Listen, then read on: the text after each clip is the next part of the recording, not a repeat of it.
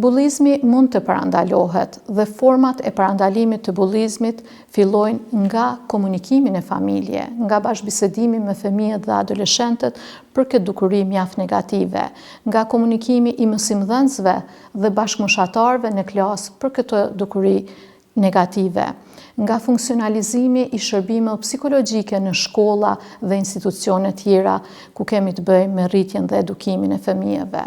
Pastaj, forcimi i rregulloreve, forcimi i politikave të cilat ndalojnë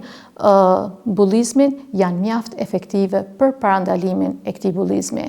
Mirëpo, është jashtëzakonisht e rëndësishme që fëmijët dhe adoleshentët të vetëdijsohen edhe për raportimin e formave të caktuara të bullizmit në rastet kur ndodhin.